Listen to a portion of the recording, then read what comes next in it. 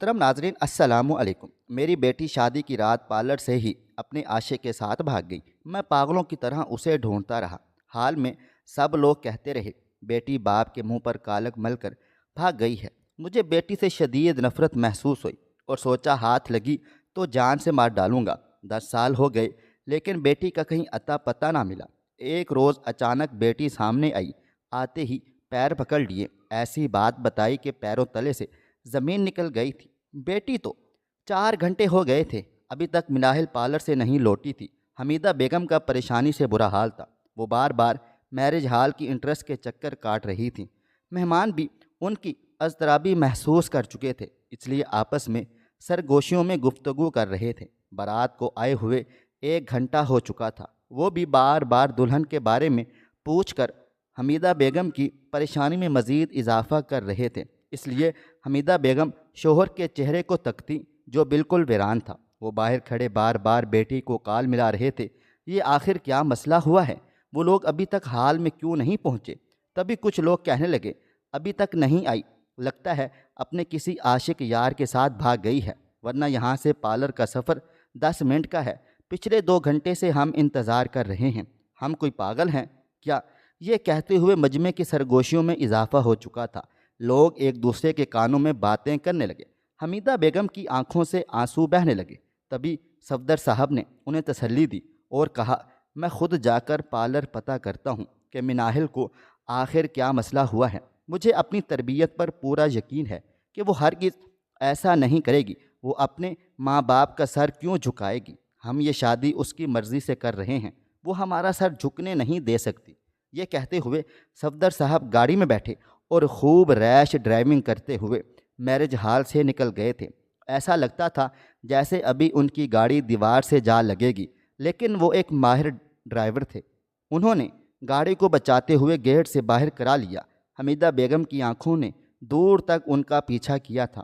اب مہمانوں کو جواب دینے کے لیے وہ اکیلی بچ گئی تھیں۔ ان کو بہت گھبراہٹ ہو رہی تھی۔ ماں کا دل تھا پریشان، آخر کو کیوں نہ ہوتا۔ ان کو پہلے ہی عجیب سی احساس نے یہ ظاہر کر دیا تھا کہ آج کچھ تو غلط ہونے والا ہے۔ صبح سے ان کا دل معمول کی رفتار سے ہٹ کر چل رہا تھا۔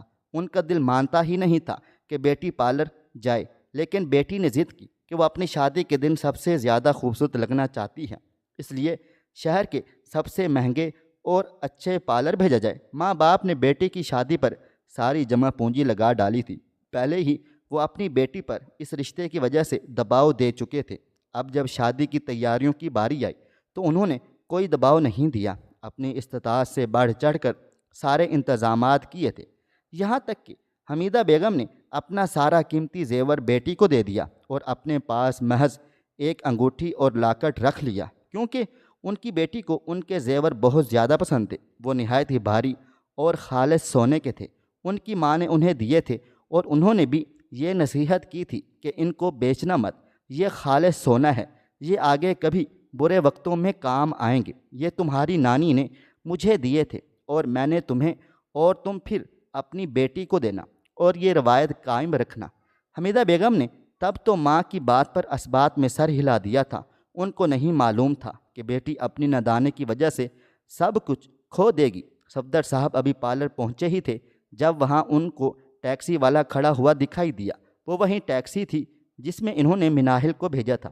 ان کو تھوڑا سا اطمینان ہوا کہ شاید میں غلط سوچ رہا تھا اور لوگ تو ہیں ہی باتیں بنانے کے لیے، میری بیٹی بھلا گھر سے کیوں بھاگنے لگی؟ یہ کہتے ہوئے وہ اطمینان سے ٹیکسی والے کے پاس جا پہنچے تھے۔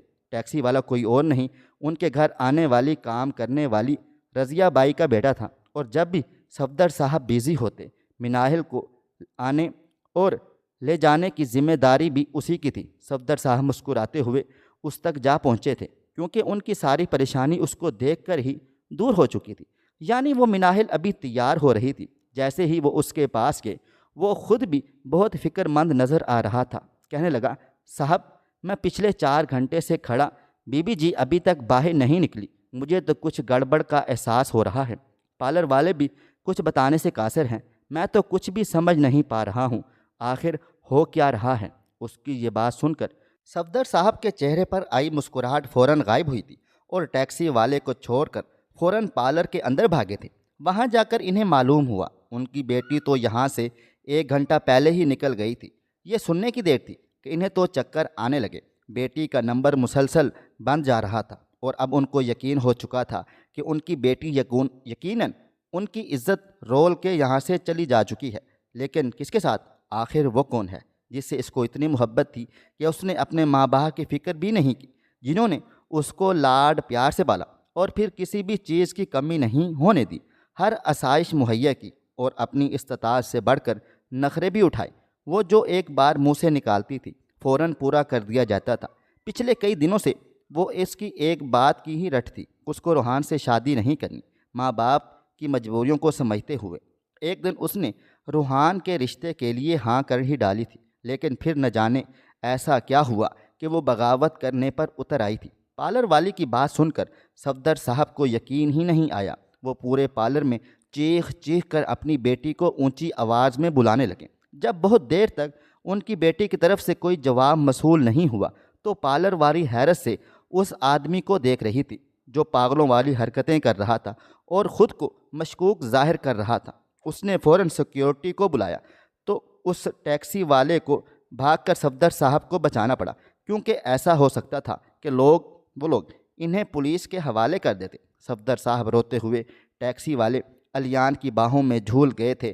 علیان ان کو زیادہ دیر اٹھا نہیں سکتا تھا، اس لیے وہ دونوں ہی سڑک پر بنے اس پارلر کے سٹیپ پر بیٹھ چکے تھے۔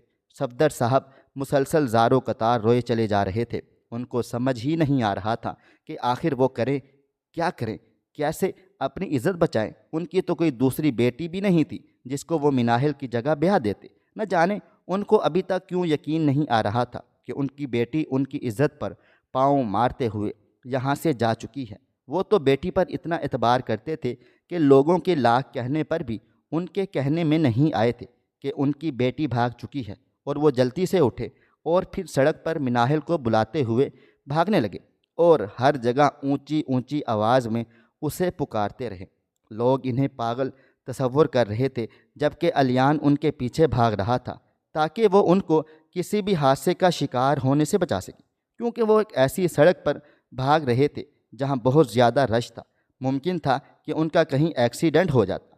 صد شکر کہ علیان وہاں پر موجود تھا اور اس نے بچا لیا، ورنہ ایسا ہو سکتا تھا کہ بیٹی کا غم سینے سے لگائے وہ اس دار فانی سے کوچ کر جاتے۔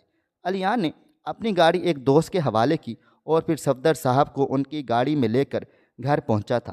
تبھی اس کو خیال آیا کہ حمیدہ بیگم تو میرج ہال میں اکیلی ہوگی اور ان کو لوگوں کو فیس کرنے میں کتنی مشکلات کا سامنا کرنا پڑ رہا ہوگا، اس لیے انہوں نے گھر کے بجائے میرج ہال جانا چاہیے۔ تبھی علیان نے اوور سپیڈ کرتے ہوئے فوراً گاڑی کو میرج ہال کی طرف موڑا۔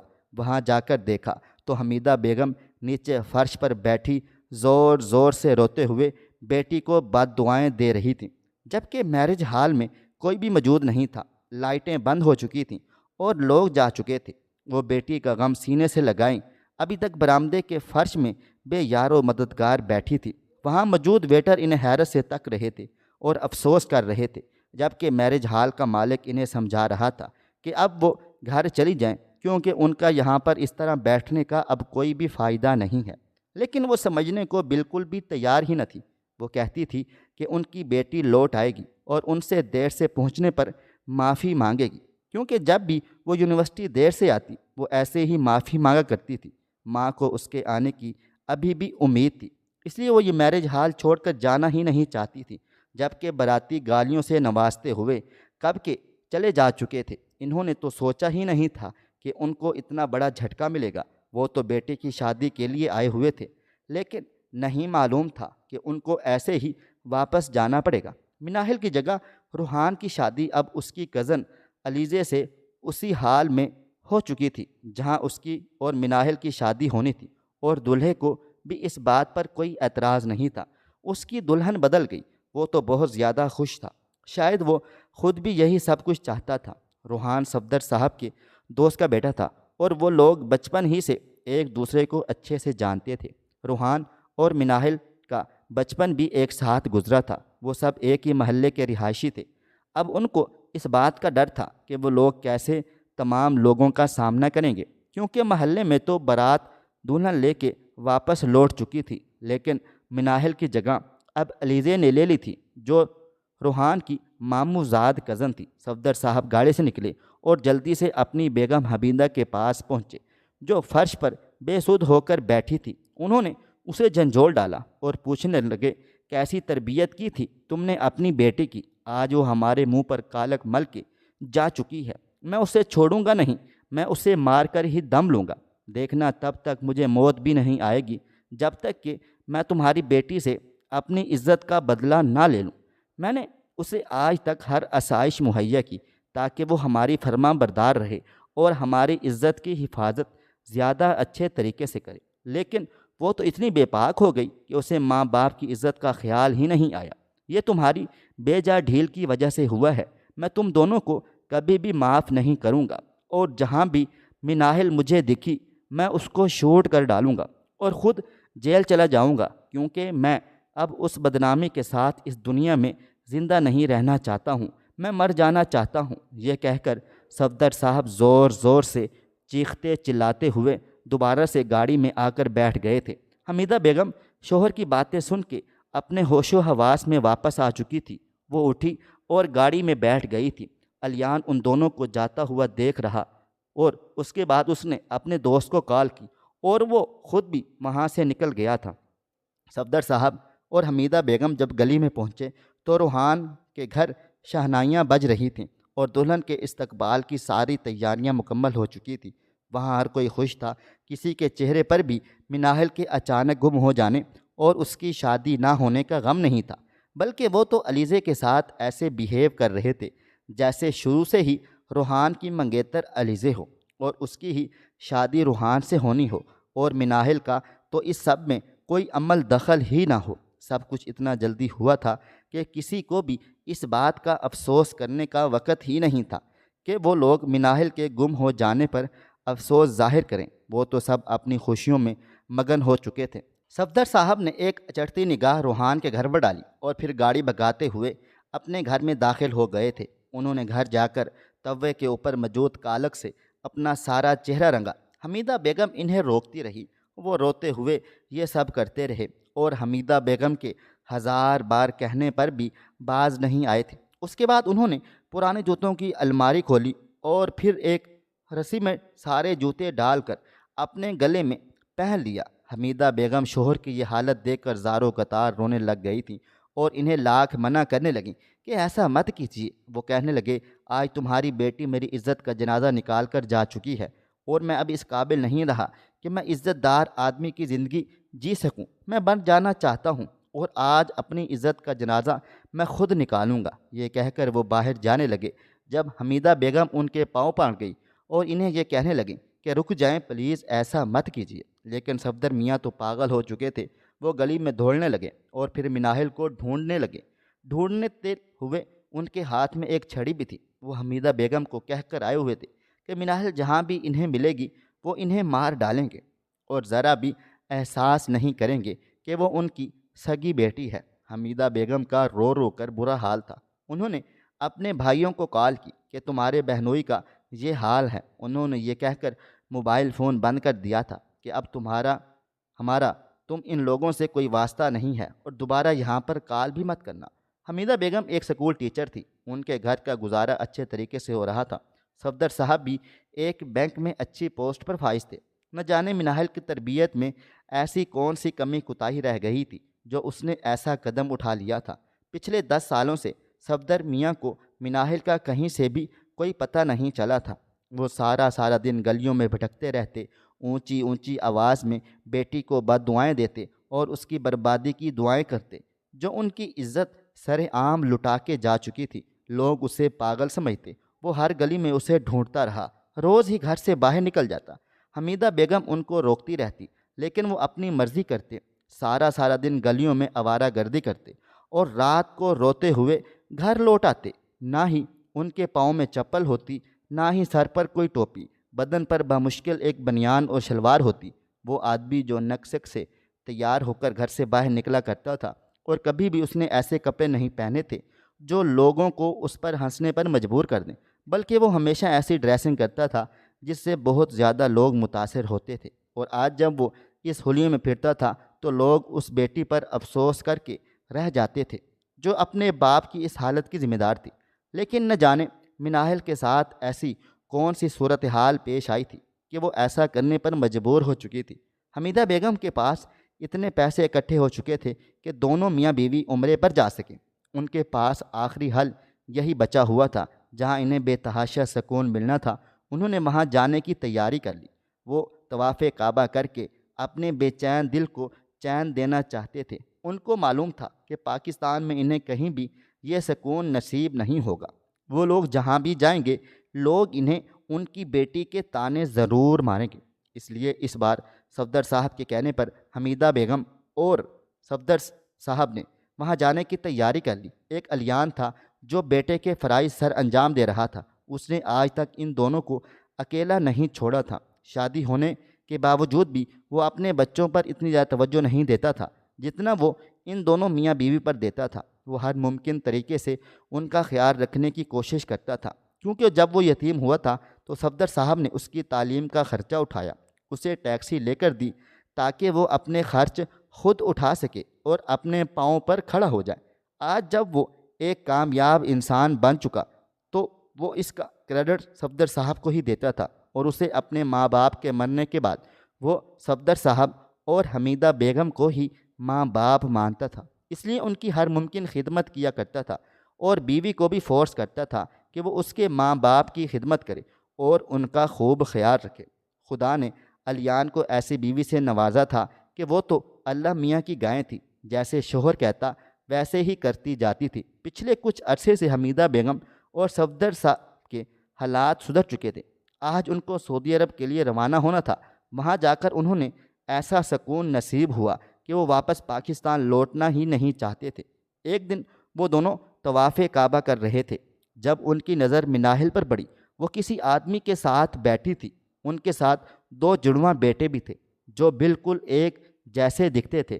حمیدہ بیگم تو بیٹی کو دیکھ کر فوراً اس کی طرف لپکی تھی، جبکہ صفدر میاں اس سے غصے سے گھورنے لگ گئے تھے۔ ان کا بس نہیں چل رہا تھا کہ مناہل کو قتل کر ڈالیں۔ وہ جب پچھلے 10 سالوں سے بیٹی کے قتل کا پلان بنا رہے تھے، بیٹی کو سامنے دیکھا تو اس پر چلا بھی نہیں سکتے تھے، کیونکہ وہ خانہ کعبہ کے سامنے موجود تھے۔ شاید اسی کی برکت تھی کہ وہ بیٹی کے خلاف کوئی اقدام نہ اٹھا سکے۔ حمیدہ بیگم فوراً بیٹی کی طرف بڑھی۔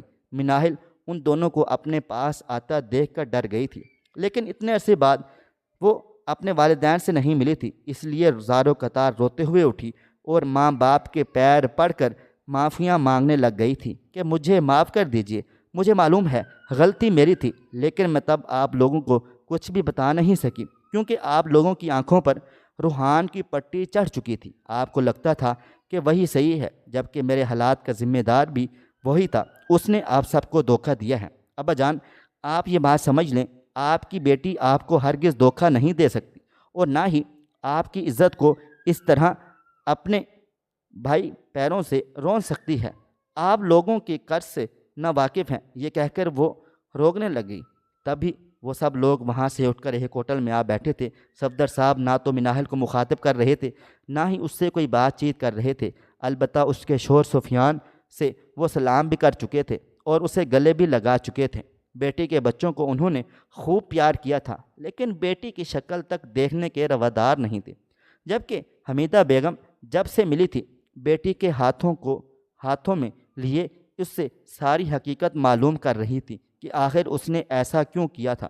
اس سے اپنے ماں باپ کو ذلیل و رسوا کر دیا اور لوگوں کو موقع دے دیا کہ وہ اس کے ماں باپ پر خوب ہنس سکیں۔ مناہل کہنے لگی، ایک روز مجھے روحان کا فون آیا۔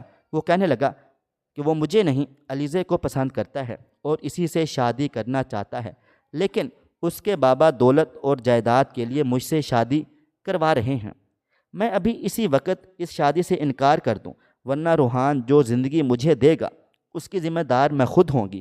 اس کی یہ بات سن کر میں حیران و پریشان رہ گئی تھی۔ مجھے تو کچھ سمجھ ہی نہیں آئی کہ میں اس کو کیا کہوں، کیونکہ وہ خود میرے منہ پر اس رشتے سے انکار کر رہا تھا، جبکہ میں تو کسی کو یہ بات بتانے کے قابل بھی نہیں رہی تھی کہ میرا شوہر جس سے کل میرا نکاح ہے، آج مجھے وہ کہہ رہا ہے کہ تم اس رشتے سے انکار کر ڈالو کیونکہ میں کسی اور کو پسند کرتا ہوں۔ میں تو آپ لوگوں کے فورس کرنے پر ہی یہ شادی کرنے والی تھی۔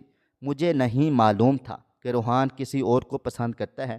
اگر مجھے پہلے معلوم ہوا ہوتا تو میں پہلے ہی انکار کر دیتی۔ یہ کہہ کر وہ سر جھکا کر بیٹھ گئی تھی۔ صفدر میاں پہلی بار محفل میں کچھ بولے۔ وہ کہنے لگے، روحان تو غلط تھا، تم ہمیں بتاتی، گھر سے بھاگنے کی بھلا کیا ضرورت تھی؟ وہ کہنے لگی، آپ لوگ مجھے غلط سمجھ رہے ہیں، میں گھر سے بھاگی نہیں تھی، مجھے روحان نے بلایا تھا، اسے مجھ سے کوئی بات کرنی تھی، میں پارلر کی پچھلی گلی میں اسے لازمی ملوں۔ میں بغیر کسی کو بتائے پارلر کی پچھلی گلی میں گئی اور اس سے بات کرنی چاہی۔ اس نے نہ جانے مجھ سے کس بات کا بدلہ لیا۔ میں نے جیسے ہی وہاں گئی، روحان کے ساتھ 2 اور لڑکے بھی موجود تھے۔ انہوں نے میرے منہ پر کوئی کپڑا رکھا۔ پھر مجھے نہیں معلوم کہ میں اپنے ہوش و حواس سے کیسے بیگانہ ہو گئی تھی۔ جب میری آنکھ کھلی تو میں طوائف کے ایک کوٹھے پر تھی۔ یہ جان کر میری جان حلق میں ہی اٹک گئی تھی کہ میں نے جس نے کبھی ان ویران اور فحاش گلیوں کی طرف آنکھ اٹھا کر بھی نہیں دیکھا تھا، آج وہ ان گلیوں، ان کوٹھوں میں موجود تھی۔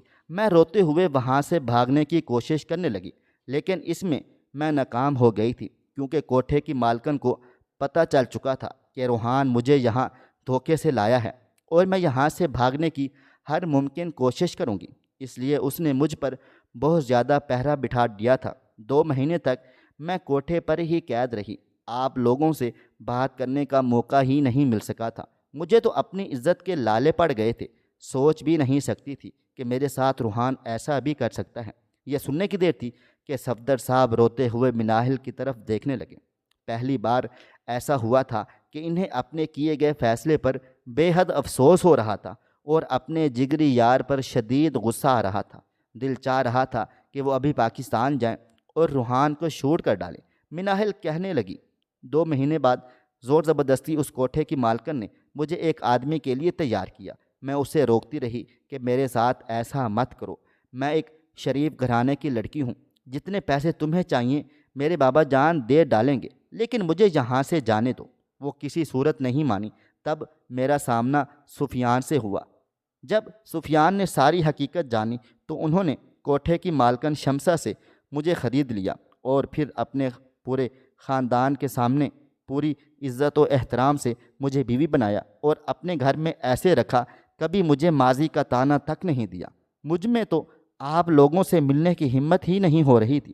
ایک دن میری ملاقات علیان سے ہوئی۔ اس نے بتایا کہ صفدر انکل پستول ہاتھ میں لیے تمہیں در بدر ڈھونڈ رہے ہیں، وہ تمہیں مار دینا چاہتے ہیں کیونکہ تم ہی ان کی عزت کی دشمن ہو۔ مجھے نہیں معلوم کہ روحان نے ایسا کیوں کیا ہے، اس نے کون سی دشمنی کا بدلہ مجھ سے لیا ہے، میں کسی بھی چیز سے واقف نہیں ہوں۔ یہ کہہ کر مناہل زارو قطار رونے لگی اور تو سفیان اٹھا اور اس کے آنسو صاف کرتے ہوئے کہنے لگا، رو مت، میں تمہارے ساتھ ہوں، چاہے یہ ساری دنیا تمہارے خلاف ہو جائے، لیکن تم اتنا یقین رکھنا کہ تمہارا شوہر تمہارے ساتھ کھڑا ہے اور کبھی بھی تمہارا ساتھ نہیں چھوڑے گا۔ صفدر صاحب نے داماد کو بیٹے کی اتنی فکر کرتے ہوئے دیکھا تو آنسو صاف کرتے ہوئے کہنے لگا، بے شک اللہ تعالیٰ بہتر سے بہترین کرنے والا ہے۔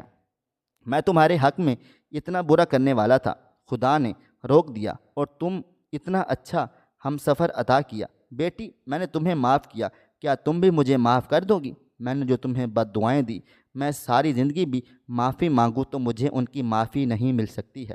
خدا کے لیے مجھے معاف کر دو، میں بہت زیادہ شرمندہ ہوں۔ میں حقیقت سے نا واقف تھا، اس لیے تمہیں بد دعائیں دیتا رہا، تمہیں کبھی بھی معاف نہ کرنے کی قسمیں بھی کھاتا رہا ہوں، لیکن آج میں تمہارے پاؤں پڑتا ہوں، مجھے معاف کر دو۔ یہ کہتے ہوئے وہ مناہل کے قدموں میں بیٹھنے لگے۔ مناہل جلدی سے پیچھے ہوئی اور صفدر صاحب کو کھڑے کرتے ہوئے گلے سے لگا لیا اور زور زور سے رونے لگی۔ کہنے لگی، ابا جان، آپ میرے سرپرست ہیں، آپ جو فیصلہ کریں گے مجھے وہی منظور ہوگا۔ حمیدہ بیگم اتنے عرصے بعد ساری حقیقت جان کر بہت زیادہ خوش ہوئی۔ اب وہ جتنا جلدی ہو سکے پاکستان جا کر روحان سے سوال جواب کرنا چاہتی تھی کہ آخر اس کی بیٹی سے کیا دشمنی تھی جو اس نے اس طرح ان کی بیٹی کو رسوا کر دیا تھا۔ 20 دن کے بعد وہ پاکستان واپس پہنچ چکے تھے۔ آتے ساتھ ہی وہ اپنے گھر جانے کی بجائے مناہل کو لیے روحان کے گھر آ گئے۔ آگے آ کر دیکھا تو صفدر صاحب کے دوست اسماعیل صاحب کا انتقال ہو چکا تھا۔ روحان سر جھکائے کھڑا تھا، اس نے مناہل کو اپنی طرف آتا دیکھا تو حیرت سے تکنے لگا اور شرمندگی سے سر جھکا لیا۔ تبھی صفدر صاحب آگے بڑھے اور اس کے منہ پر تھپڑوں کی بارش شروع کر دی اور پوچھنے لگے، آخر میری بیٹی کا قصور کیا تھا جو تم نے اسے ایک ایسے گڑھے میں پھینک دیا جہاں سے اس کا نکلنا ہی ناممکن تھا؟ روحان کہنے لگا، میرے والدین نے مجھے مجبور کیا تھا کہ میں مناہل سے شادی کروں، لیکن میں اس سے شادی نہیں کرنا چاہتا تھا اور یہ میرا کہنا ماننے کو تیار ہی نہیں تھی۔ میں نے تو بس اسے اپنے دوستوں کو یہ کہہ کر بے ہوشی والی دوا دی تھی کہ تم لوگ اس کو اس کے گھر پھینک آؤ۔ نہ جانے انہوں نے کیوں اسے کوٹھے پر بیچ دیا، مجھے نہیں معلوم۔ مجھے تو اتنا بھی نہیں معلوم کہ اس کے بعد یہ کہاں گئی۔ میں خود پریشان تھا، لیکن علیزہ کی ملنے کی خوشی مجھ پر حاوی تھی، میں نے زیادہ توجہ نہیں دی۔ میں ہر رات رو رو کر اللہ تعالیٰ سے دعا کرتا کہ جلد جلد مناہل لوٹ آئے اور میرا یہ احساس جرم ختم ہو جائے۔ ابا جان بھی مجھے بد دعائیں دیتے ہوئے اس دنیا سے رخصت ہوئے ہیں۔ وہ مجھ سے بے حد ناراض تھے جب ان کو حقیقت پتہ چلی۔ میری بیوی بھی یہ حقیقت پتہ چلنے کے بعد مجھے چھوڑ کر جا چکی ہے۔ انکل، میں بے قصور ہوں، میں نے نادانی میں جو کام کیے مجھے نہیں معلوم ان کا صلہ مجھے اس طرح سے ملے گا۔ میرا بچہ اس دنیا میں آنے سے پہلے ہی فوت ہو چکا ہے اور میری بیوی اب کبھی بھی ماں نہیں بن سکتی ہے۔ وہ تو اب بھی مجھ سے طلاق کا مطالبہ کر رہی ہیں۔ آپ لوگ مجھے معاف کر دیجیے گا، خاص طور پر مناہل، میں تمہارا مجرم ہوں۔ میں نے اپنے دوستوں کے حوالے سے کر کے تمہیں اپنی زندگی کی سب سے بڑی غلطی کی ہے، جس کا خمیازہ مجھے اس طرح سے بھگتنا پڑ رہا ہے۔ یہ کہتے ہوئے وہ مناہل سے رو رو کر معافی مانگنے لگا تھا۔ تبھی مناہل نے کہا، میرے ساتھ تو جو ہو چکا وہ تو میں نے سہ لیا ہے۔ اب اللہ تعالیٰ نے مجھے اس صبر کا پھل دے دیا ہے، لیکن اب تمہاری ساری زندگی پچھتاوے میں گزرے گی۔ لوگ تمہاری حقیقت جان چکے ہیں، تم سے نفرت کرنے لگیں گے۔ جاؤ، میں نے تمہیں معاف کیا۔ یہ کہتے ہوئے وہ وہاں سے چلی گئی تھی۔ صفدر میاں بھی بیٹی کے پیچھے پیچھے گھر تک چلے آئے۔ بدگمانی کے سارے بادل چھٹ چکے تھے۔ اب ان سب کے درمیان جو دوریاں تھیں وہ ختم ہو گئی تھیں۔ سفیان امیر گھرانے کا ایک اکلوتا چشم و چراغ تھا۔ اس نے مناہل کو بہت خوش رکھا ہوا تھا۔ صفدر صاحب کے لیے یہی بہت تھا، کافی تھا۔ انہوں نے داماد کو خوب ساری دعائیں دی اور پھر بیٹی کو اپنے ہاتھوں سے گھر سے رخصت کیا، اپنا گھر ان کے نام کیا اور پھر ہنسی خوشی زندگی گزارنے لگے۔ کبھی کبھی ایسا ہو جاتا ہے کہ ہم اپنی بیٹیوں پر زور زبردستی کچھ رشتے مسلط کرتے ہیں، لیکن وہ کبھی بھی اپنے والدین سے بغاوت کرتے ہوئے ان کی عزت روند نہیں سکتی ہیں۔ عورت تو ایسی ہے کہ وہ ساری زندگی ایک ناپسندیدہ مرد کے ساتھ تو رہ سکتی ہے، لیکن اپنے والدین کا سر شرم سے جھکا نہیں سکتی ہے۔ اپنی بیٹی کی شادی کرنا، اس کو اپنے ہاتھوں سے رخصت کرنا ہر ماں باپ کا خواب ہوتا ہے، لیکن یہ ایک ایسا خواب ہے جس کی تعبیر ملنے پر ماں باپ کو جتنی خوشی ہوتی ہے اتنی ہی تکلیف بھی سہنی پڑتی ہے۔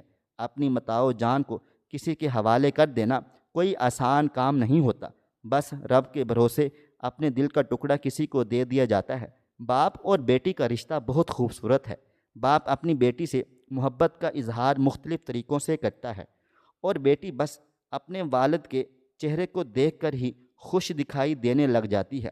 یہ دونوں کچھ نہ کہہ کر بھی بہت محبت ایک دوسرے سے کرتے ہیں۔ ہم لڑکیوں کی زندگی میں ہزاروں لوگ آ جائیں، پھر بھی ہمارے والد محترم جیسی محبت ہم سے کوئی کر ہی نہیں سکتا ہے۔ سب کہتے ہیں کہ مرد روتا نہیں ہے، مگر میں نے بہت سے والد بیٹی کی رخصتی پر بے تحاشا روتے ہوئے بھی دیکھے ہیں۔ اس لیے بیٹی جب کسی کے گھر کی بہو بنتی ہے تو انہیں بھی اس کا خیال رکھنا چاہیے، کم سے کم اس کے شوہر کو تو اسے ہر حال میں خوش رکھنے کی جستجو کرنی چاہیے، تاکہ وہ لڑکی، بیٹی، بہو کل جا کر اپنی بیٹی کے لیے اپنے شوہر جیسا ہم سفر مانگے۔ ورنہ باپ تو ہر بیٹی کے لیے بادشاہ ہے اور بادشاہ اپنی بیٹی کو شہزادی بنا کر ہی رکھتا ہے۔ خواہش صرف اتنی ہے کہ کچھ الفاظ لکھوں جس سے کوئی گمراہی کے راستے پہ جاتے جاتے رک جائے، اور نہ بھی رکے تو سوچ میں ضرور پڑ جائے۔ پیارے دوستو، امید کرتا ہوں کہ آپ کو یہ ہماری کہانی پسند آئی ہوگی۔ کہانی پسند آئی ہو تو ویڈیو کو لائک کریں، کومنٹس کریں، شیئر کرنا بالکل بھی نہ بھولیں، اور ہاں، اگر آپ لوگ اس چینل پر نئے ہیں تو اس چینل کو سبسکرائب ضرور کر لیجئے گا اور نوٹیفیکیشن کو ضرور دبائیے گا تاکہ آنے والی کہانی سب سے پہلے آپ کو مل سکے۔ ملتے ہیں کل ایک نئی اور دلچسپ کہانی کے ساتھ، تب تک اپنا ڈھیر سارا خیال رکھیے گا۔ اللہ حافظ۔